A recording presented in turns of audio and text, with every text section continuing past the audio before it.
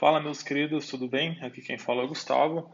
E conforme eu havia anunciado anteriormente lá no grupo da UP, eu vou estar mostrando para vocês neste guia como fazer o setup completo do WM/cPanel, certo?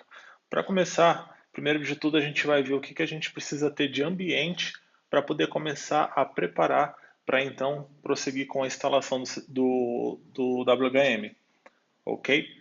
Inicialmente você vai precisar de um servidor, pode ser VPS, Cloud ou servidor dedicado com CentOS 7, que é o sistema o sistema Linux recomendado pela própria cPanel.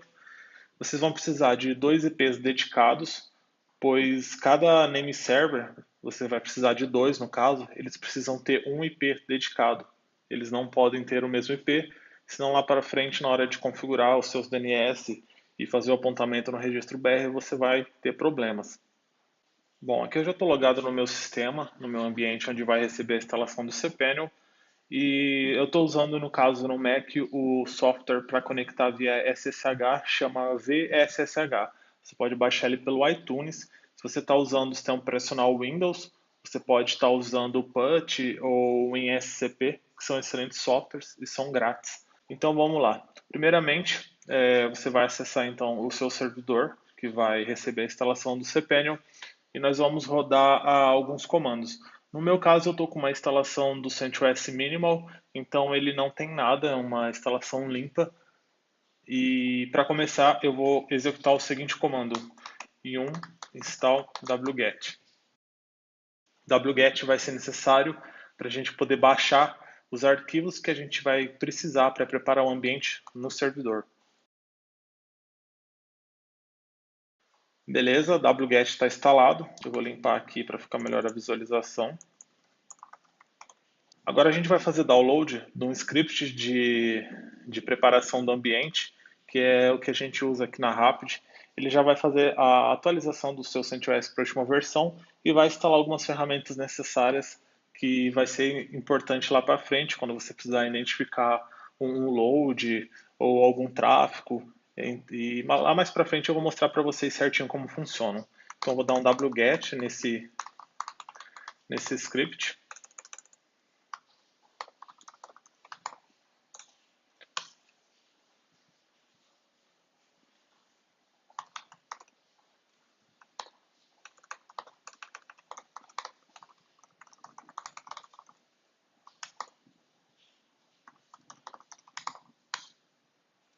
O script está baixado, ele chama setup.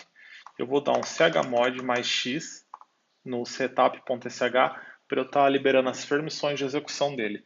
Lembrando que o sistema é case sensitive, tá? Se eu colocar aqui um x maiúsculo, no caso, não vai funcionar. As permissões foram dadas, agora eu vou dar um ponto barra para poder executar.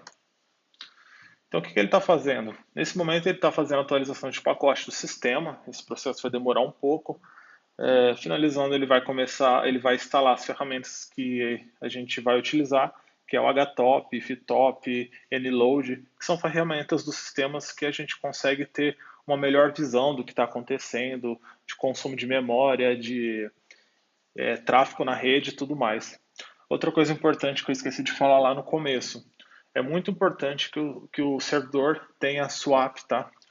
Algumas empresas estão entregando o servidor sem swap, mas se você não tiver o swap, você pode ter algum tipo de problema. Vamos supor que o seu sistema estourou o limite de memória. Você tem lá 4 GB de memória RAM e o seu sistema está consumindo esses 4 GB.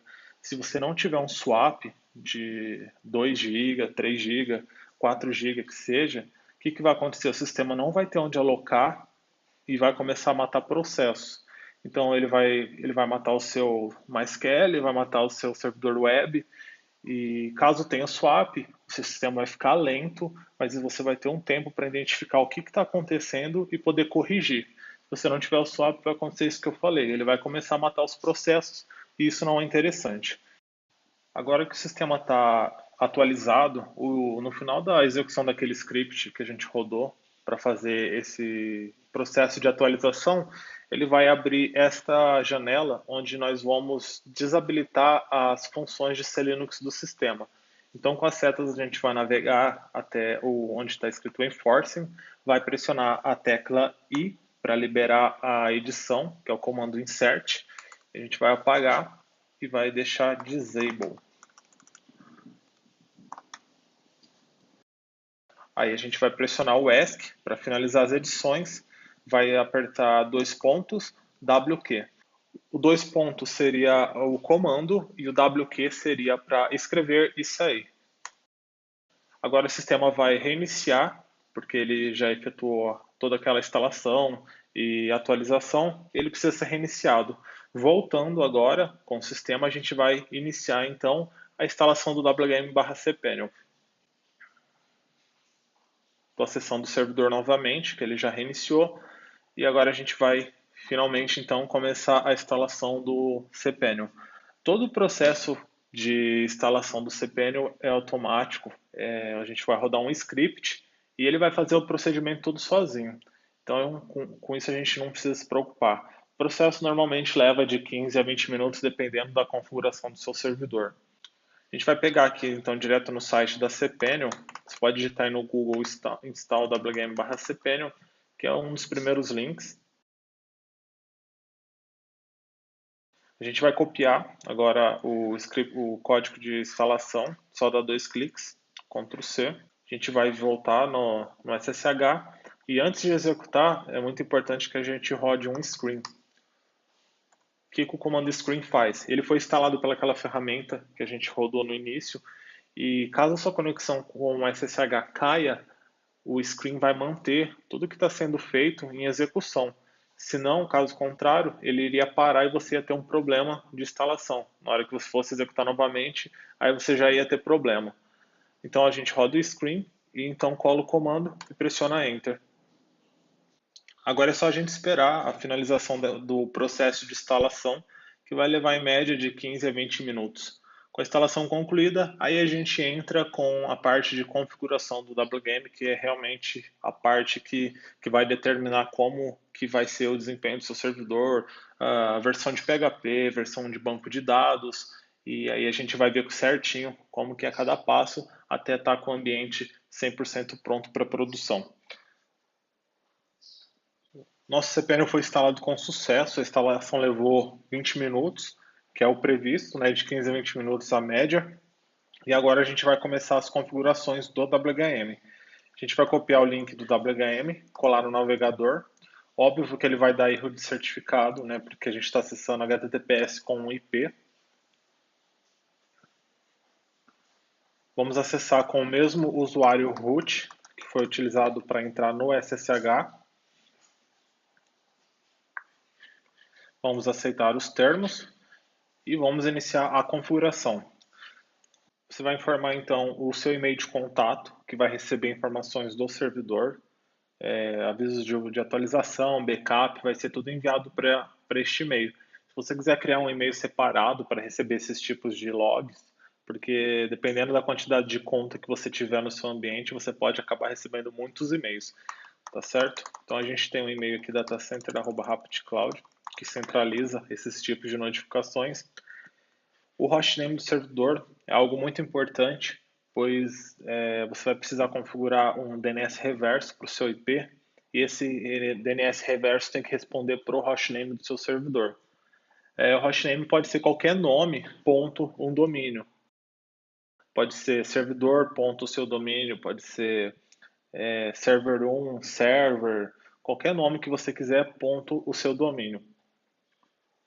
Aqui são os nossos resolvedores. Alguns gostam de utilizar os resolvedores do Google. A gente prefere trabalhar com os nossos próprios. E agora a gente vai avançar para o passo 3. Nessa parte é onde cadastra o IP. Se o seu sistema já foi configurado com os dois IPs, eles vão aparecer aqui embaixo. Se só estiver aparecendo um IP, é como eu disse lá no começo, você precisa ter dois. Entre em contato com o seu provedor e pegue as instruções para poder estar cadastrando o IP secundário. No passo 4, é um dos passos mais importantes, onde a gente vai assimilar os IPs aos DNS. Então eu vou preencher o IPv4 para o meu IP número 1, que representa o NS1, e o IP número 2, que vai representar o NS número 2. Vamos marcar para ele adicionar a entrada A para este IP e as entradas dos DNS. Vamos avançar então para o passo 5.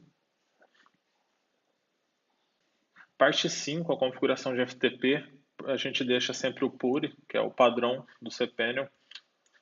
A parte de brute force, ele vai bloquear IPs de acordo com as tentativas de acesso frustradas. Então, se você tiver alguém aí tentando quebrar a senha do seu sistema ou de alguma conta, seja e-mail, FTP, ou webmail, ou cPanel, ele vai fazer o bloqueio e aqui você ainda consegue customizar de acordo com a sua necessidade. A gente vai deixar habilitado por padrão.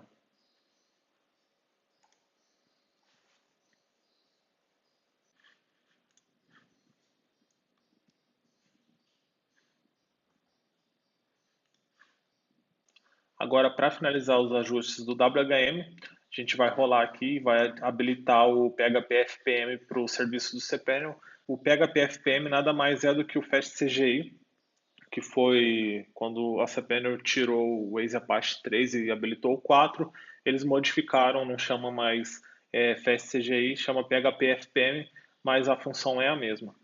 A gente vai habilitar também o SPF DKIM, que são as chaves de validação para os e-mails. Se você não tiver isso aqui habilitado, a chance do seu e-mail cair no spam é muito grande. O resto pode deixar como está e vamos salvar os ajustes.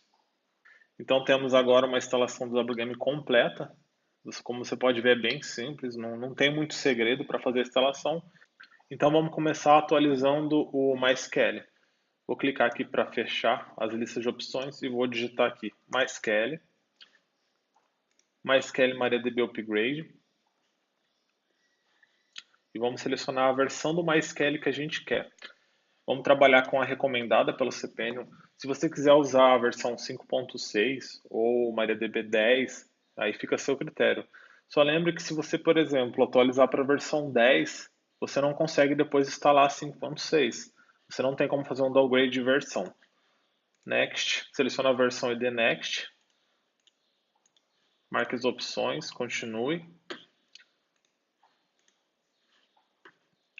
Nosso MySQL também já foi atualizado.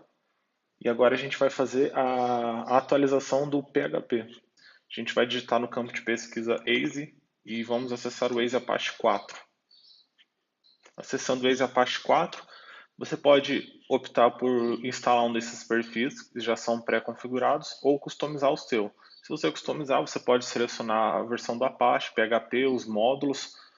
A gente, por padrão, instala sempre este primeiro perfil, que ele vai instalar o Apache 2.4, PHP 7.0, 5.5, 5.6 e todas as opções de PHP. Neste resumo, ele mostra para a gente o que será instalado, o que será modificado, e a gente já pode clicar em provisionar. Agora é só esperar a conclusão do provisionamento para a gente poder dar andamento às nossas configurações. Como vocês podem ver, o procedimento foi concluído com sucesso e agora a gente vai fazer as configurações do PHP.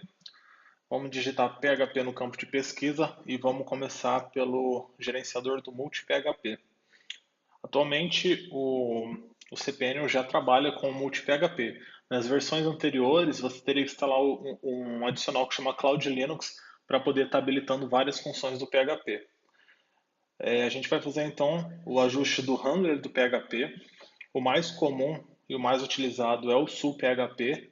Se você for precisar utilizar outro handler, você pode estar vindo aqui no Multi-PHP Manager e fazer a alteração de acordo com a sua necessidade. A gente vai deixar o sul-PHP, que é o padrão.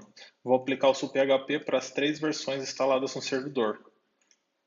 Agora a gente vai editar o php.ini das 3 versões. Então a gente seleciona 5.5. Esses ajustes que a gente vai aplicar agora, você não vai ter problema com nenhum tipo de aplicação PHP, seja ela Word Control, WordPress ou qualquer tipo de site, você não vai ter aqueles problemas de limite de memória, limite de upload. A gente vai fazer a configuração que a gente utiliza na Rapt, mas o que você também pode configurar de acordo com a sua necessidade. Beleza? Então vamos lá.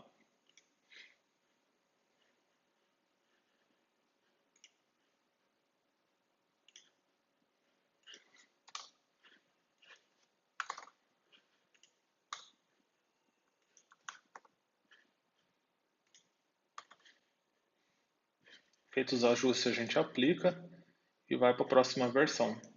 Se você for usar só, por exemplo, o PHP 5.6 ou 7.0, não é necessário você fazer isso.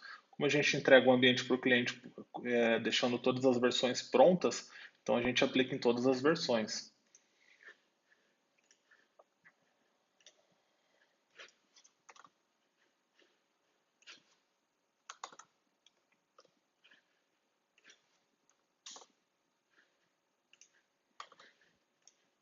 Ok, agora vamos fazer na versão 7.0.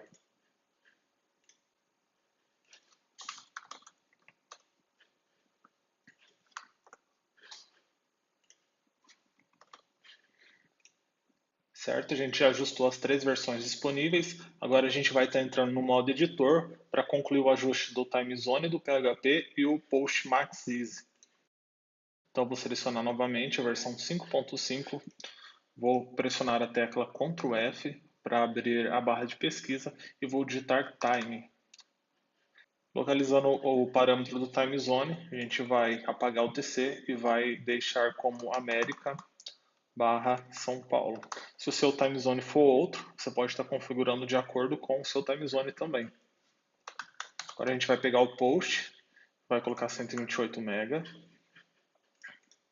e novamente replicar esses ajustes nas outras versões disponíveis.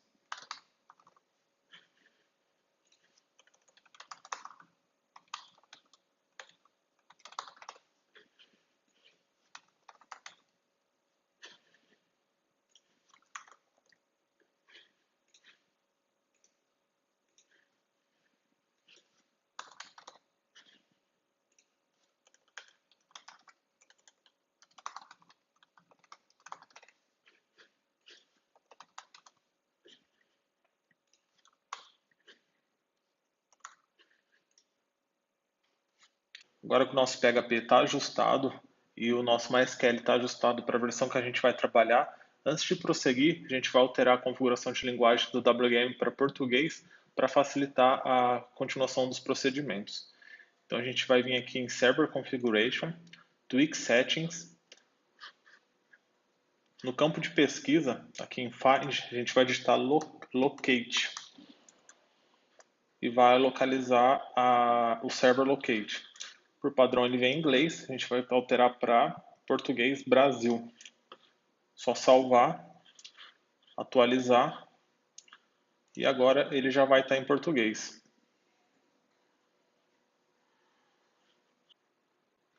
Para finalizar então a instalação do nosso WHM, a gente vai fazer agora a instalação do Firewall e em seguida modificar a porta padrão de acesso no servidor via SSH, que é a 22. A gente sempre recomenda a troca porque a porta 22 é vulnerável por ser a padrão, e aí você pode alterar para a porta 2222 ou a porta que ficar mais fácil para você recordar. Então a gente vai acessar novamente o servidor via SSH. Eu já estou aqui acessado no ambiente e você se certifica que você está na pasta root, porque o script de instalação é o csf.sh e ele está dentro da pasta root. Para você ter certeza que você está na root, você dá um cd2 ponto, que ele vai voltar na raiz, e então você dá um cd root, que ele vai lá acessar a pasta root. Então, para a gente instalar o Firewall, a gente só vai digitar ./csf.sh e aguardar.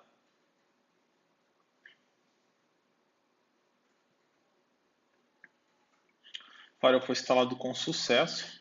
A gente pode atualizar agora o WHM. E aqui embaixo em Plugins, a gente já vai estar conseguindo ver ele. A gente vai acessar, ele vem por padrão em modo teste. E vamos prosseguir com a configuração. Firewall Configuration. Vamos desabilitar o modo teste. Vamos ajustar o Restrict Syslog para 3.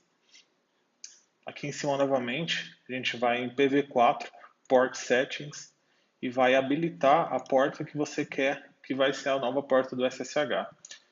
Então aqui a gente vai colocar a 2222. Feito isso, você pode vir aqui dar um change para salvar as configurações e reiniciar o CSF. Com o firewall ajustado e já está funcionando sem ser em modo teste, a gente vai retornar no SSH e vai concluir alterando a porta padrão.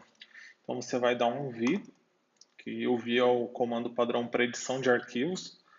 O caminho do SSH é /etc /ssh /sshd _config. Vamos navegar através da seta, localizar aqui a porta que está marcado para padrão 22. Vamos pressionar a tecla I para habilitar o insert, apagar o jogo da velha e adicionar a porta desejada. Conforme eu lhe informei anteriormente, pode ser a 2222 ou a porta que ficar mais fácil para você lembrar. Pressionar ESC para finalizar a edição, WQ. Por fim, é só reiniciar o serviço de SSH para que a nova porta tenha efeito. Então a gente vai digitar systemctl restart sshd. Se você tiver com CentOS sem ser o 7, se for um 6, você vai digitar service sshd restart. No caso do CentOS 7, ele faz o redirecionamento do comando. Agora toda vez que você for acessar o SSH do servidor, já vai ser pela essa nova porta. Para a gente finalizar então essa parte de SSH, eu vou mostrar agora alguns comandos que vão ser bem úteis para você poder identificar certas situações no servidor. O primeiro deles é o htop. Então a gente vai digitar htop e aqui a gente consegue ver os processos, consumo de CPU por core, consumo de memória, load do servidor, uptime e o swap, que eu falei lá no começo, que é importante que o servidor tenha swap. Então aqui o nosso servidor, no caso, está consumindo 649 MB. Aqui é o consumo de cada um dos núcleos de CPU. No caso deste servidor, ele tem dois. Aqui é o load da CPU, o último 1 minuto, o último 5 minutos e o último 15 minutos, o uptime total do ambiente. E aqui são os processos ordenados por total de consumo de CPU. Então sempre o processo que está consumindo mais CPU é o primeiro a ser mostrado. E assim você consegue identificar se tem alguma conta ou algum processo consumindo um recurso de forma abusiva do seu ambiente. Para sair você pressiona Ctrl C e agora a gente vai ver o nload. O nload ele consegue mostrar em tempo real o tráfego de entrada de dados e o tráfego de saída de dados. Então, se o seu servidor estiver tomando algum tipo de ataque ou tiver com fluxo alto, você consegue ver através do nload. O Ctrl C para sair também, um comando parecido é o iftop, só que o iftop você consegue ver em lista o consumo, porém você consegue ver o IP que está consumindo ou o hostname, e assim você também consegue identificar alguns tipos de ataques, se existe algum IP abusando de recursos do seu ambiente, e com isso você consegue conter através do firewall ou através do próprio firewall também do seu provedor. A gente pressiona Ctrl C também para sair. Por último, a gente tem o comando que chama iotop, só que ele a gente precisa instalar, ele não vem instalado no servidor a partir daquele script inicial. E com ele você consegue identificar se existe alguma conta ou algum recurso consumindo recursos abusivos de disco, tanto de leitura quanto gravação. Então, às vezes, o load do teu servidor está subindo, mas você vê lá que a memória está ok, e você não sabe por que esse load está subindo. E muitas vezes isso aí pode ser devido à baixa capacidade do disco, de não estar conseguindo mais ler e gravar, ou seja, o disco está totalmente ocupado e aí ele vai acumulando uma fila de processo que faz com que a carga do seu servidor aumente. Então, para instalar o iotop, a gente vai digitar yum install iotop -y.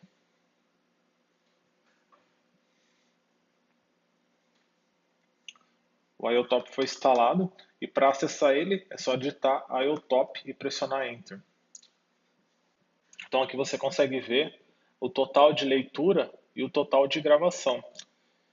Aqui também vai depender do tipo de disco que o seu servidor está utilizando, porque se for um SSD, claro que a taxa de leitura e gravação vai ser muito superior a um disco padrão. Para sair a gente pressiona Ctrl C e essas são as ferramentas que você vai estar utilizando no seu dia a dia para estar identificando certas situações e até a saúde do seu sistema. Agora a gente vai voltar no WGN para fazer a finalização das configurações de DNS.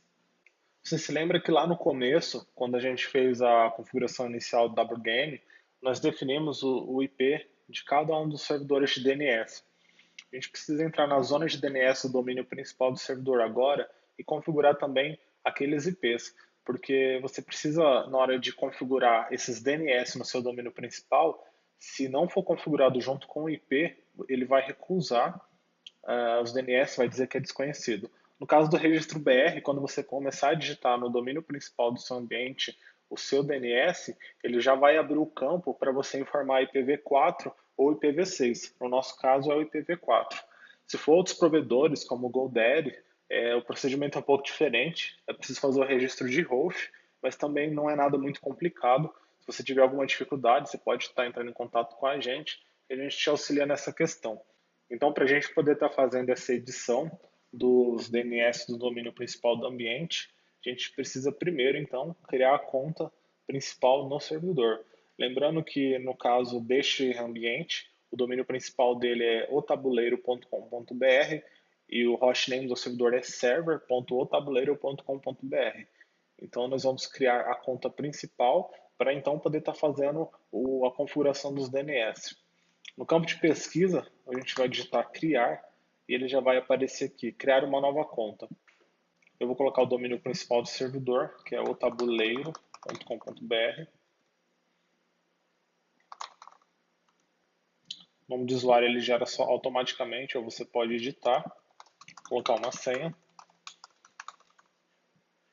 Vou colocar o pacote padrão do servidor. Depois você também pode criar pacotes, personalizar pacotes de acordo com a sua necessidade. Colocar português na linguagem. Aqui é a linguagem do cPanel, tá? A linguagem que o cPanel vai ficar. Português Brasil. Criar. A conta foi criada com sucesso e agora a gente pode estar fazendo a inclusão dos DNS. No campo de pesquisa novamente, nós vamos digitar DNS e acessar o editor de zonas de DNS. Vamos selecionar o domínio principal do servidor, clicar em editar. Vamos rolar abaixo e vamos adicionar 3 entradas do tipo A. O que são essas entradas? A primeira entrada é o server, que vai ser correspondente ao hostname do servidor. Se você não criar essa entrada, você não vai conseguir configurar o DNS reverso. Se você não tiver acesso também no seu provedor para fazer a configuração do DNS reverso, você tem que solicitar para o seu provedor fazer. Caso você tenha, após a propagação dos seus DNS, você mesmo consegue fazer. Vamos adicionar a entrada do NS1 e a entrada do NS2. O server vai apontar para o IP principal do servidor, o NS1 também, e o NS2 vai apontar para o IP secundário.